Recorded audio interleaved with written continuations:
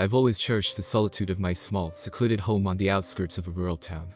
My life was simple, but fulfilling, surrounded by the quiet of nature and the comfort of my books and music. The only companion I shared this serene existence with was a black cat I named Luna. I found her years ago, a tiny, forlorn kitten hiding in the dense woods that bordered my property. She grew into a sleek, enigmatic feline, her coat as dark as the midnight sky, her eyes reflecting the moonlight. Luna had always been an independent spirit, often venturing into the woods for hours, sometimes days, before returning with small gifts typical of a cat, a bird, a mouse. But recently, her offerings had become peculiar. It started with a small, smooth stone that glowed faintly in the dark, like a fragment of starlight trapped within. I placed it on my windowsill, intrigued by its gentle luminescence. Next was a feather, unlike any birds I'd ever seen. It shimmered through a spectrum of colors, mesmerizing to behold. Then, one morning, I found a scrap of fabric by the door, writhing and twisting on its own as if alive. I stored these oddities in a drawer, a growing collection of curiosities that defied explanation. But it wasn't until Luna brought the mirror that I began to feel uneasy. It was an antique, the frame ornate and tarnished with age. The glass was intact but marred by a web of fine cracks. What unsettled me most, though, was my reflection. It was me, yet not quite. The movements were delayed, the expression subtly wrong, as if something else lurked beneath my surface. The mirror fascinated me. I found myself drawn to it, studying my distorted reflection, searching for answers in the depths of the cracked glass. I began researching the items Luna brought, delving into folklore and obscure texts, piecing together tales of otherworldly realms and beings that existed just beyond the veil of our reality. The more I learned, the more I became convinced that these items were not of this world. As I delved deeper into the mystery, my once peaceful home felt different. Shadows seemed to linger longer, and the silence was often broken by whispers that had no source. Objects would move when I wasn't looking, and sometimes, time itself seemed to stretch and compress in disorienting ways. Luna's behavior changed too. She'd stare into the woods with a focused intensity, her eyes occasionally flickering with an unnatural glow. Her excursions grew longer, leaving me to ponder alone in the increasingly oppressive atmosphere of my home. It was during one of these solitary evenings, as I sat staring into the mirror, that I first saw a figure, shrouded in shadows, standing behind my reflection. Its eyes pierced through the darkness, locking onto mine. I heard my name, whispered so softly it was almost a breath, echoing in the depths of my mind. Fear mingled with an insatiable curiosity, urging me closer. Trembling, I reached out, my fingers brushing against the cool, smooth surface of the mirror. For a moment, nothing happened. Then, the glass rippled like the surface of a disturbed pond, and I was pulled through. I found myself in a place that mirrored my home, yet was fundamentally wrong. The air was heavy, charged with a malevolent energy. The colors were muted, the light dim and flickering. And there, in front of me, stood the entity from the mirror, a mass of shadows and malice, its eyes burning with an unholy light. Panic set in, my heart pounding in my chest as I turned to flee. I could feel its presence behind me, a cold, suffocating darkness closing in. Luna's recent gifts flashed through my mind, the glowing stone, the color-changing feather, the living fabric. They weren't just oddities, they were protections, warnings. With a desperate lunge, I reached the mirror and thrust myself back through the glass, collapsing onto the floor of my home. Gasping for breath, I looked up to see the entity had followed me, its form flickering in and out of existence in my world. Luna appeared then, her black fur bristling, her eyes ablaze with an otherworldly fire. She hissed, a sound that seemed to hold power, and the entity recoiled. In that moment, I understood. Luna wasn't just a cat, she was a guardian, a sentinel against these dark forces. Together, we faced the intruder.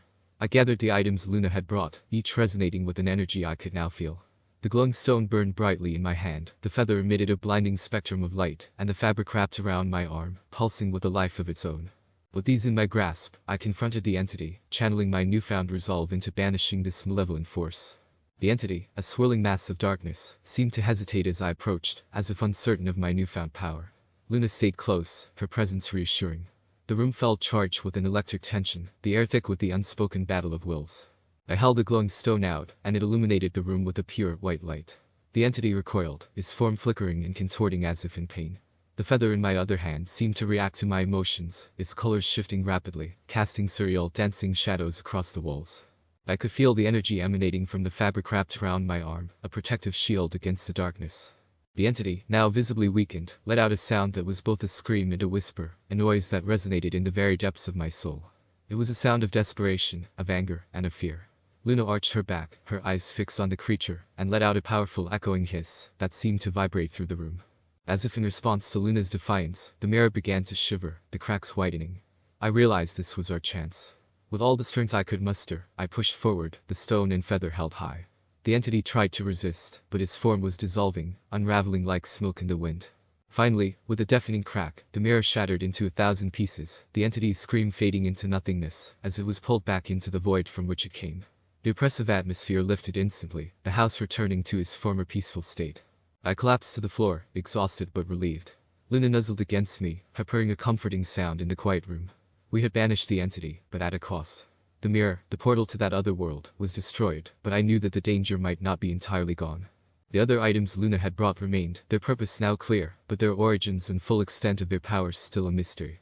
In the days that followed, I buried the stone, the feather, and the fabric deep in the woods, marking the spot with a circle of stones.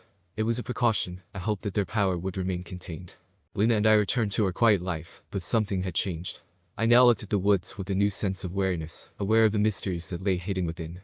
Luna seemed more vigilant, often sitting by the window, gazing into the night as if watching for something. As I write this, I realize that our encounter with the entity was only a glimpse into a larger unknown world. Luna, my mysterious guardian, had protected me, but the questions remained. What was she? Why has she chosen to stay with me? And what other secrets did the woods hold? Luna jumps onto my lap, bringing me back to the present. I stroke her fur, feeling the strange comfort of her presence. She purrs, a sound that now holds a deeper meaning for me. We sit together, watching the night, aware of the darkness that lurks just beyond our sight, waiting, watching. But for now, we are safe. Luna is here, my protector from the unknown, and together, we face whatever mysteries may come. In the wake of our confrontation, the house felt different, lighter somehow, as if a weight had been lifted from its very foundations. The strange occurrences ceased, the whispers faded away, and the feeling of being watched dissipated. However, a new sense of awareness had taken root in my mind. The world was bigger and stranger than I had ever imagined, and I had just scratched the surface. Luna became my shadow, rarely leaving my side. Her presence was a constant reminder of the unknown forces that lurked at the edges of our reality. She seemed more than just a cat now, she was a sentinel standing watch against the darkness. But the peace was uneasy. Each night, as I lay in bed, I couldn't help but stare at the spot where the mirror once hung. The shattered glass had been cleaned up, but its absence was a gaping hole in my reality. The items Luna had brought were buried, but not forgotten. I could still feel their presence, a latent energy beneath the earth, a reminder of the thin veil between worlds. I spent my days researching, trying to understand the nature of what we had faced. I pored over ancient texts and obscure folklore, seeking answers to the many questions that plagued my mind. Who was the entity in the mirror? What was its purpose? And most importantly, how many more like it were there?